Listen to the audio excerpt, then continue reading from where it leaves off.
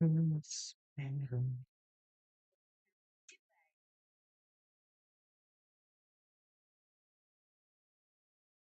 Informasi saya tadi bahwa kita akan bersama-sama untuk program talk show, program podcast kita. Nah, ini kemudian menambah Oke, saya sudah bersama dengan Insinyur Haji Muhammad. Wabarakatuh, Mbak Ida. Iya, oke. Sehat Pak? Kesibukan yang begitu padat Iya. untuk hari ini, dan terima kasih Pak Fuad sudah hadir untuk program talk show podcast kita di kesempatan hari ini.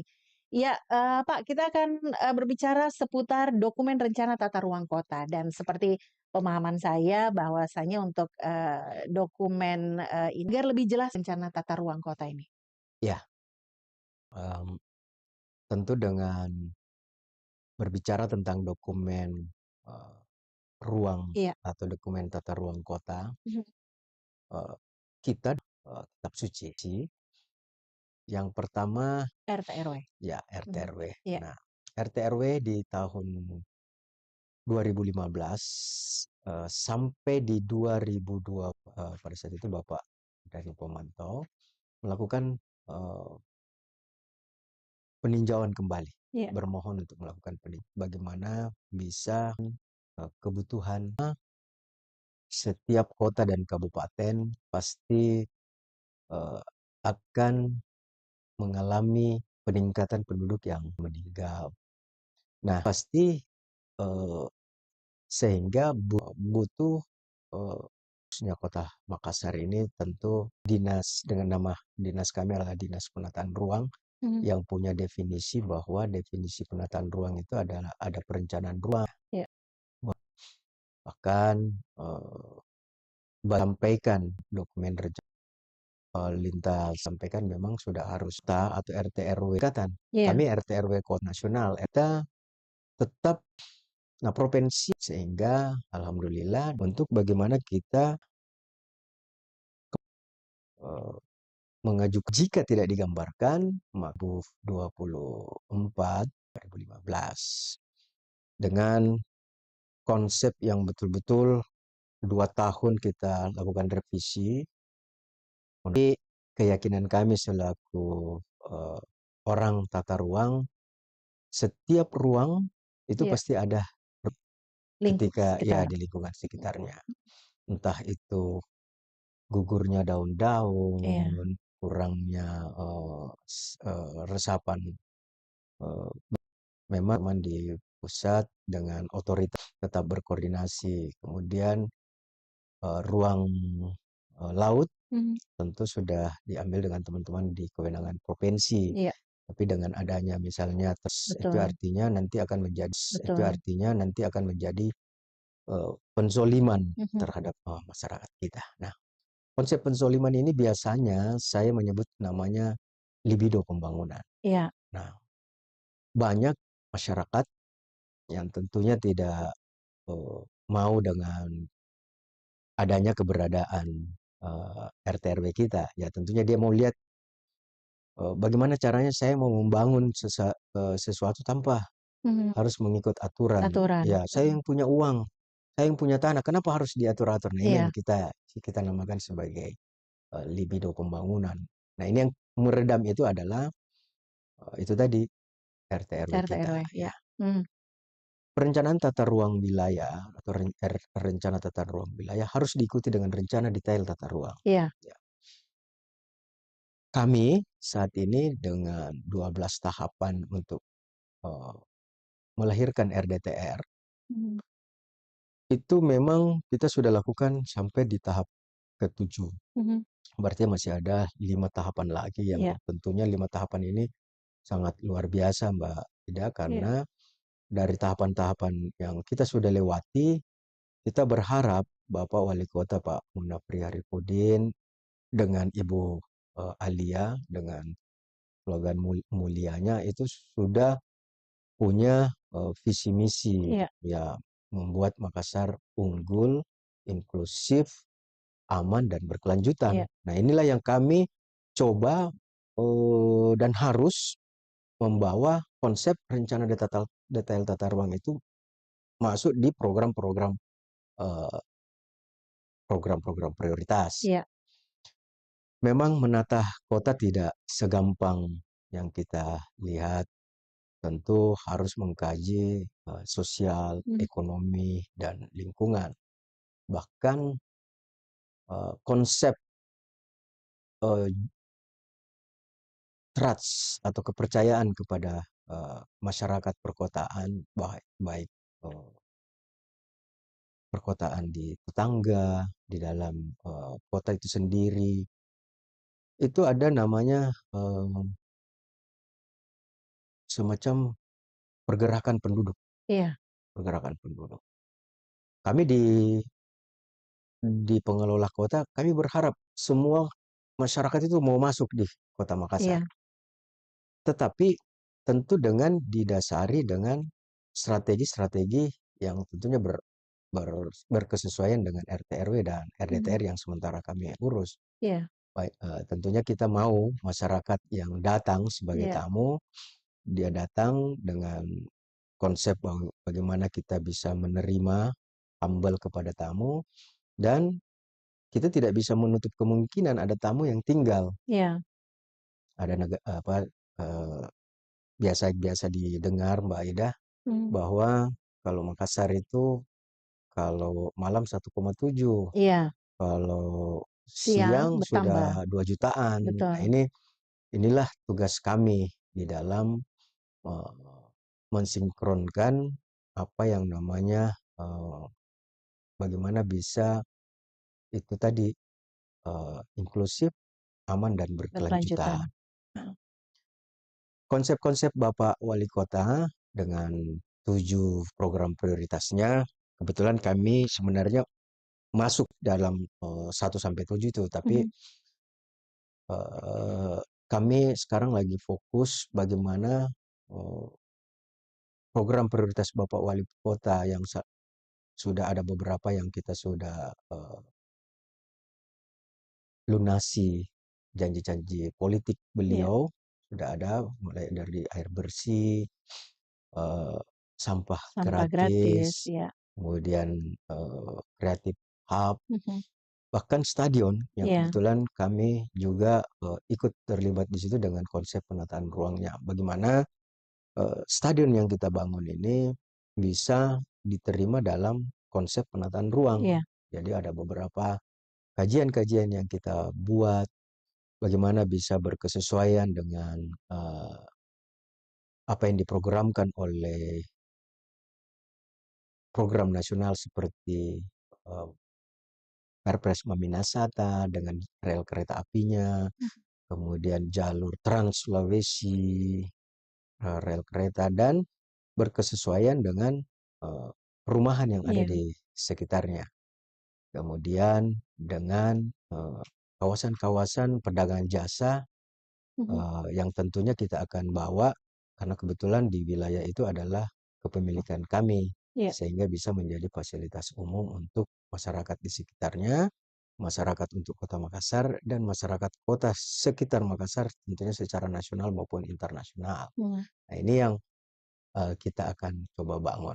Nah, itu konsep kanan ruang. iya, Bagaimana bisa memanfaatkan ruang sesuai dengan RT RW itu tadi. mhm, Nah, banyak pemanfaatan-pemanfaatan itu yang tadi saya sampaikan bahwa tidak tidak ingin tidak sesuai dengan perencanaan. Saya kira dengan konsep yang keterlanjuran iya, banyak biasa kita temui di aturan dinas di penataan ruang secara nasional di kementerian pun sudah mengatakan bahwa keterlanjuran itu bukan sebuah pelanggaran. mmm, Tetapi ketika ada perda atau aturan-aturan yang lebih kuat baru muncul, iya, maka itu yang berlaku.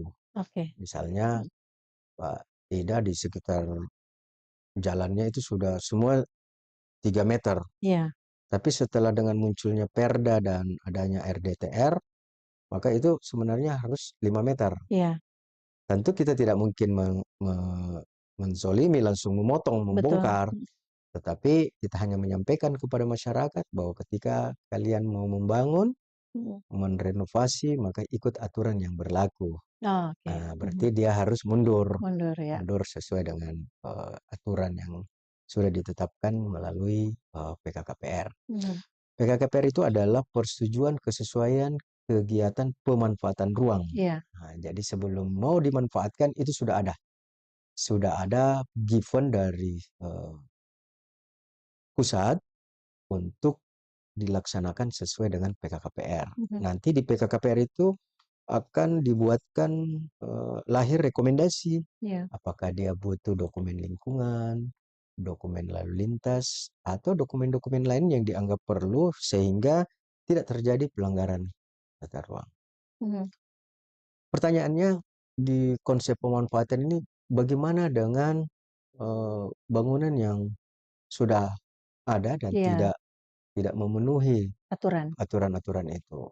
Tentu itu tadi saya sampaikan bahwa kita tetap beririsan dengan RT aturan RT RW dan RDTR yang ada. Mhm. Kebetulan yang menyusun di kementerian itu adalah saya pikir adalah orang-orang yang luar biasa. Mhm. Dia sudah membuat satu kanal di dalam sistem informasi manajemen bangunan bahwa dia harus melalui beberapa tahapan. Iya. Bangunan yang atau tanah yang eh, kosong atau Mhm. kita mau lakukan pembangunan baru, maka itu akan dibawa ke lajur proses persetujuan bangunan gedung dengan tahapan-tahapan yang sudah diatur. Iya. Tetapi kalau bangunan yang sudah ada, maka tentu dia harus melalui dokumen sertifikat layak fungsi. Iya. Nah, SLF. ya SLF. Artinya dia harus dilihat dulu apakah ini layak, bagaimana strukturnya, Mhm. jangan sampai. Betul. Jadi untuk lahir persetujuan bangunan gedung butuh satu konsultansi, Mhm. melibatkan 3 ahli dan tim penilai teknik yang kami hire di Dinas Penataan Ruang untuk melihat secara Iya. keseluruhan. Dan itulah begitu dia lahir SLF, maka secara otomatis terbit persetujuan bangunan gedungnya. Mhm. Nah, ini konsep-konsep inilah yang kemarin kita agak bingung, waduh bagaimana ya dengan konsep gini, ada yang konsep perencanaan tata ruang dan kita gunakan.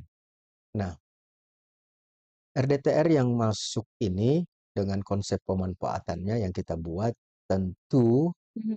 akan masuk ke dalam tahapan terakhir, yakni terintegrasi dengan antara OSS dengan RDTR. Iya. Jadi tidak perlu lagi yang tadi kita sampaikan bahwa ada persetujuan kesesuaian kegiatan pemanfaatan ruang, tapi akan lahir bukan lagi persetujuan, tetapi konfirmasi. Iya. Jadi misalnya saya mau bangun rumah di wilayah Rapocini, maka begitu RDTR dengan OSS sudah terintegrasi, maka langsung keluar. Oh ini eh, ditolak atau diterima dengan eh, garis sempadan bangunannya sekian. Iya. Jadi sudah mulai dari struktur ruang sampai di pola ruang itu sudah kita atur. Nah, RDTR dalam persoalan pemanfaatan memang sangat-sangat terbantu dengan adanya fungsi daripada bangunan yang akan kita Iya. dirikan. Mhm. Kita ketahui bersama RDTR ini tentu juga akan didukung dengan peraturan wali kota atau peraturan kepala daerah, insentif dan disinsentif yang saat ini kita lagi rampungkan untuk bisa memberikan insentif kepada masyarakat yang tanda kutip patuh terhadap ruang. Iya. Mhm. Ya, contoh misalnya kita memberikan kemudahan dalam perizinan, Mhm. kita bisa gunakan bersama. Parkir kita coba buat kan bangunan-bangunan liar. Iya. Kalau di istilah tata ruangnya itu Mbak Ida namanya ruli. Iya. Ruang. Kalau rumah liar, Oh, ya, bangunan liar ya. ya. Oke. Jadi menal saat ini dengan bukan menertibkan, tetapi bagaimana bisa menjadikan fungsi daripada kanal ini bisa berfungsi dengan baik Mhm. sehingga konsep perencanaan kota itu bisa terlahir Mhm. yang berdiri Iya. di sana. Di Makassar pun banyak kewenangan kita, ada juga eh, kewenangan, asetnya teman-teman di pusat, Iya. balai, tentu kami harus berkoordinasi. Berkoordinasi. Memang setiap tahun kita berkoordinasi lintas SKPD, bagaimana bisa kami bisa melakukan perawatan terhadap kanal Kanal. tersebut. Mhm. Karena kami tidak mau melanggar aturan. Masa asetnya orang, kami Mhm. yang pelihara. Iya, Itu betul. yang itu yang tentu harus itu menjadi nanti dipidanakan Mhm. kalau misalnya seperti itu. Nah, dari konsep pemanfaatan sudah terjadi tadi yang saya sampaikan, maka tentu harus ada pengendalian, Pak. Iya. Tidak. Nah, pengendalian namanya pengendalian pemanfaatan ruang Mhm. dan bangunan. Iya. Jadi saat ini kemarin kami rapat koordinasi dengan beberapa kepala bidang, khususnya di bidang pengendalian dan pemanfaatan ruang dan bangunan ini saya sudah membagi siapa yang mengerjakan apa terhadap ruang, khusus ruang dan bangunan. Iya. Nah, saat ini saya sementara melihat tadi laporan kepala bidang bahwa lagi rapat tentang pembersihan ruli-ruli itu. Iya. Artinya itu ruang. Iya.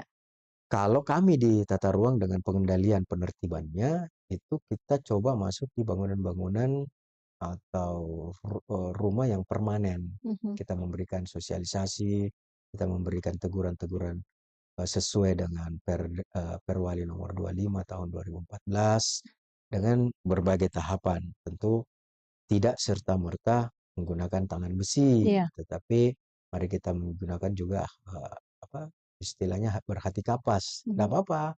Iya. Tangan yang besi kalau berhati kapas biasanya besinya itu agak ya agak lemah-lemah juga. Iya. Nah, ini yang dilakukan. Nah, selain ruang yang kita coba lakukan pengendalian, kami juga melakukan penertiban bangunan-bangunan yang belum memiliki perizinan. Perizinan, iya. Pengendalian penertiban ini langsung beririsan dengan bidang tata bangunan dan lingkungan. Mhm. Nah, bidang tata bangunan ini dengan konsep perencanaan tata ruang, dengan mengacu dengan proses eh, yang dulunya namanya perizinan, itu sekarang menjadi persetujuan Iya. bangunan gedung. Nah, konsep persetujuan bangunan gedung ini merupakan kajian secara teknis, mulai dari pola ruang, apa, mulai dari ketahanan bangunan, karena memang setiap masuk PKKPR, sehingga semua definisi dari penataan ruang yang kami miliki dengan diwujudkan daripada nomenklatur yang ada di dinas kami, Mhm. itu tidak terpisahkan. Mhm. Mhm. Nah, konsep inilah yang dilakukan oleh teman-teman, tentunya dengan humanis, kita melakukan klarifikasi, kemudian kita melakukan teguran pertama, teguran kedua, jika pun tidak diindahkan kami melakukan penyegelan.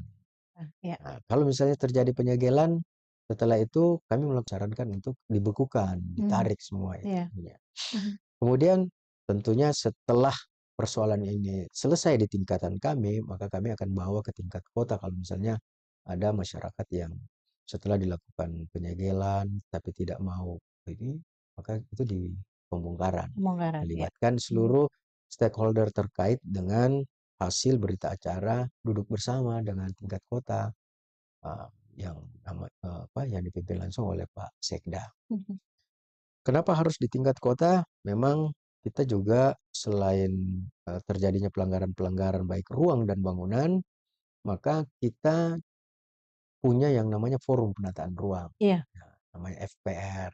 Forum Penataan Ruang ini bagaimana bisa melakukan sinkronisasi terhadap Mhm. ruang dengan pola ruang dengan struktur ruang, baik itu eh, terjadi pelanggarannya atau muncul indikasi-indikasi pelanggaran Pelanggaran, yang iya. ada Mhm. di situ. Itu kita langsung bahas.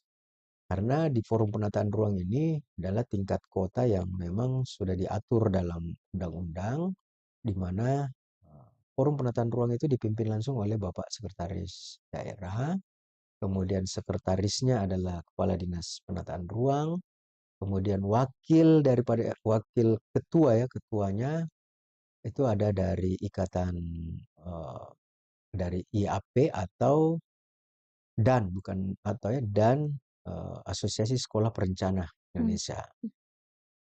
Kemudian setelah itu ada nama kepala Bapeda. Kepala Bapeda ini menjadi wakil Iya. kewakilan kepala dinas lingkungan hidup. Semua ini tentu masih dalam konteks merencana Mbak Ida. Mm-mm. Ada perencanaan yang kita ada sesungguhnya. Di Dinas Penataan Ruang kita juga banyak memiliki inovasi-inovasi karena di dalam nomenklatur itu tidak semuanya bisa kita bisa itu tadi dengan contoh kalau pengendalian kami cuma punya 56 tenaga pengawas Iya. ya tentunya beberapa bisa membantu kami di dalam proses Mhm. bagaimana aplikasi pesilat ini langsung bisa masyarakat bisa mengakses di sistem informasi manajemen penataan ruang karena di situ pesilat bisa melakukan perencanaan, bisa kita lihat terhadap bagaimana sih sebenarnya investor atau masyarakat yang ingin membangun bisa sesuai dengan lahan dan Iya. jadi ada kesesuaian lahan Hmm. terhadap tata ruang itulah konsep pesilat. Nah, kalau di pemanfaatan ada namanya sniper. Iya. Sniper ini adalah satuan penginput pengelolaan pemanfaatan ruang. Jadi misalnya Mbak Ida, ini kan kami banyak dapatkan ini. Hmm. Masyarakat karena dia pikir kalau rumah tinggal retribusinya kecil, Iya. ya dia bikin rumah tinggal, tapi secara kenyataan di lapangan jadi rumah kos, Betul. Berubah fungsi ya. berubah fungsi. Mm-mm. Kami sudah sampaikan kepada mereka bahwa kami punya eh, aplikasi sniper, itu Sniper ya. tidak bisa kita bohongi. Dan itu akibatnya bisa masyarakat rugi 2 kali. Mm-mm. Dia sudah membayar retribusi untuk rumah tinggal, tapi begitu berubah fungsi, maka semua proses persetujuan bangunan itu gugur Hmm. Iya. karena sudah berubah Berubah fungsi. Dia fungsi. harus membuat lagi persetujuan bangunan gedung Hmm. dengan Fungsi yang sekarang. fungsi yang sekarang. Oh, Nah, oke. itu. Jadi ada yang kedapatan, ada di rumah tinggal tapi langsung jadi kafe. Itu semua yang akan kita tertibkan. Tapi memang konsep-konsep ini ya memang dalam di Dinas Penataan Ruang ini kami memang punya target pendapatan Iya. namanya retribusi. Nah, kalau kami tidak jalankan seperti itu maka kami tidak bisa tercapai target itu. Mhm. Banyak banyak proses-proses pelanggaran yang dilakukan oleh masyarakat, tetapi Mhm. tentu harus ada solusi. Betul. Tidak mungkin langsung kita itu tadi Mhm. bertangan besi langsung, tetapi ada solusi-solusi yang tentunya harus sesuai dengan aturan yang ada. Oke. Bapak Wali Kota juga Mhm. sudah menyampaikan Mhm. bahwa kalau mau melakukan percepatan, jangan menggunakan pengurus, Iya. jangan menggunakan calon. Hmm. Dan saya selaku diberikan amanah sebagai memimpin Dinas Penataan Ruang, itu saya dengan model bahwa ketika sudah dihitung mau dilahirkan Iya. saya panggil pemohonnya biar mereka bisa curhat, Pak saya diminta ini ya Iya. itu. Nah ini sekarang banyak yang kejadian-kejadian ya enggak apa-apa, by telepon dia mau datang, yang penting kami tahu bahwa di mana hambatannya. Ini Mhm. menjadi edukasi juga buat Betul. kami Mhm. maupun masyarakat yang ada Mhm. di situ. Ada yang mau Iya. disebut? Bisa minum dulu Pak Kadis, Oh soalnya kurang sehat juga. ya. Pak Kadis ya, apa yang Mm-mm. disampaikan karena memang begitu detail apa yang disampaikan oleh Pak Kadis tahap demi tahap, kemudian tupoksi bidang per bidang Mm-mm. dalam hal ini tentu saja untuk berkaitan dengan bagaimana dokumen rencana tata ruang kota ini kemudian nanti bisa rampung. Iya. Kalau bisa saya katakan bahwa dokumen RT RW ini yang menjadi dasar ya. Iya, Kemudian lahirlah dokumen rencana detail. detail tata ruang. Iya. Kemudian baru pada dokumen rencana tata ruang kota. Iya. Kalau tidak salah ini kan menjadi prioritas tahun ini ya Iya. dari Dinas Penataan Ruang untuk kemudian bagaimana ini bisa rampung. Nah, progresnya sampai hari ini. Iya. Nah Seperti ini apa? Mhm. tadi di awal saya sudah sampaikan bahwa ada 12 tahapan yang harus Iya. kami lakukan. RDTR dan RT/RW itu sama prosesnya, Iya kecuali iya. satu menjadi perda, satu menjadi peraturan kepala daerah. Oh, oke. Tetap melakukan penyampaian kepada teman-teman di legislatif. Mhm Kalau di RT/RW adalah perda, mhm. teman-teman legislatif DPR yang mensahkan. Iya, Kami saat ini sampai di detik ini itu tadi tahapan ketujuh. tahapan ketujuh. 7, Nah, iya. tahapan ketujuh memang mulai dari batas kota kita sudah selesai. Alhamdulillah kami sudah bisa berkoordinasi secara offline. Bapak Mhm Wali Kota kemarin, saya mau tahun ini bisa mhm. dia nih. Artinya kami tidak melihat waktu. Semoga ada beberapa progres lagi yang bisa kita, yang tadinya yang eh, teman-teman atau Pak Kepala Dinas yang kemarin sudah melakukan tahapan-tahapan, kami tinggal melanjutkan. Nah ini kita sudah lewati tadi tahap ke-6, sudah masuk ke tahap ke-7, dan tahap ke-8 ini yang eh, kita akan ketemu dengan teman-teman di Kementerian ATR. Iya Penjadwalan kita sudah ada jadwalnya, tapi kami belum puas dengan penjadwalan. Kami ingin lebih iya. Lebih lebih detail lagi lebih detail pertemuannya, dan lebih cepat, lebih cepat, lebih oke. cepat. Nah, Mhm ini itu harapan mhm. harapan kita, dan tentu dengan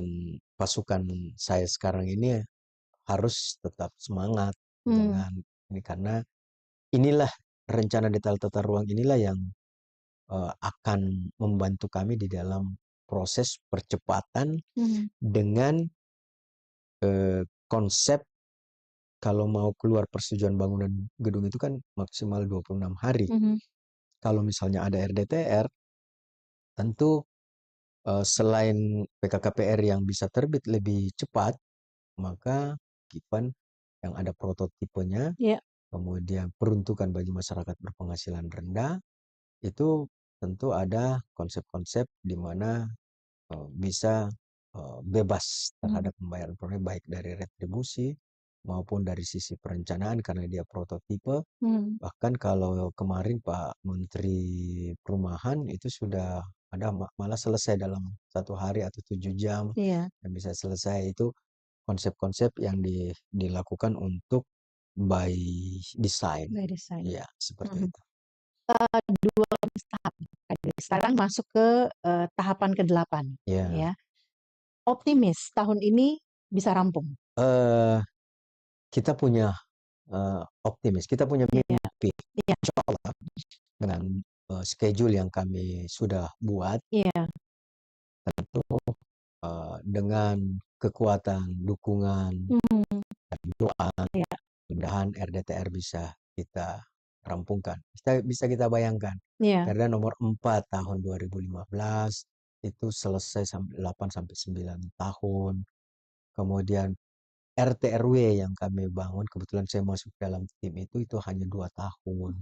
Kemudian RDTR ini ya kita coba dengan sisa-sisa ini, tentu dengan bantuan doa, tentu siapa tahu ada regulasi-regulasi yang bisa memudahkan kami. Tetapi tetap kita berbicara dengan kemungkinan-kemungkinan terburuk. Tetapi secara by tanggung jawab, Iya. saya sudah diperintahkan oleh pimpinan bagaimana bisa menyelesaikan rencana data detail tata ruang ini dengan progres yang lebih cepat.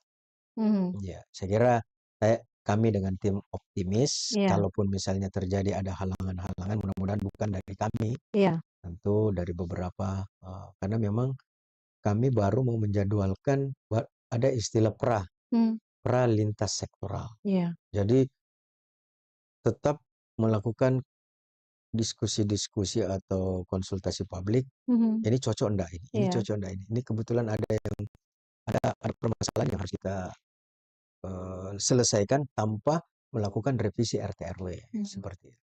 Oke, termasuk juga mungkin optimis bahwa serapan anggaran, ini sudah masuk triwulan Iya, kedua kalau tidak salah Pak ya, iya, ini juga bisa sesuai dengan harapan begitu? iya. Insya Allah dalam proses penyerapan ini Mhm. kami sudah beberapa eh, melakukan dengan misalnya penyerapan kan berarti berhubungan dengan proses pengadaan barang dan jasa. Iya. Eh, Kalau gaji seperti tunjangan-tunjangan itu sudah memang sudah masuk di dalam proses penyerapan. Tetapi intinya apapun yang menjadi eh, tugas pokok dan fungsi kami di Mhm. Dinas Penataan Ruang bisa berjalan dan sesuai dengan apa yang diinginkan oleh pimpinan, baik Bapak Wali Kota maupun Ibu Wakil Wali Kota. Oke, kita sudah berbincang cukup lama, Pak, tapi Mhm. saya kira juga ini menjadi bagian edukasi ya kepada Iya, masyarakat seperti apa kemudian penataan kota kita ini, pemanfaatan ruang-ruang yang iya, ada di kota kita ini.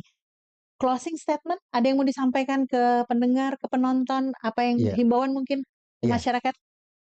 Kebetulan kalau Dinas Penataan Ruang ini ikonnya adalah retribusi. Iya, Eh, Perizinan merupakan perizinan pendapatan perizinan retribusi pajak tertentu ya. mhm, Nah, kami sudah tadi saya ulang lagi bahwa untuk mengurus persetujuan bangunan gedung atau yang dikenal dengan izin mendirikan bangunan itu jangan pakai pengurus-pengurus iya, atau langsung. calo, Mhm, langsung pakai ke kantor atau kan ini kan sudah aplikasi, iya, langsung mhm, masuk di aplikasi. Jadi tidak ada lagi yang karena saya diperintahkan langsung oleh Bapak Wali Kota kalau menggunakan calo pasti lama. iya, Tapi kalau langsung kita tetap iya, mulai dari aplikasinya, proses penyelesaian, tapi kajiannya kami mengirim beberapa tim di sana sesuai dengan ekspektasi. mhm. Seperti Informasi ataupun hal yang disampaikan Pak Kadis. ya, salam kembali. Baik, tentu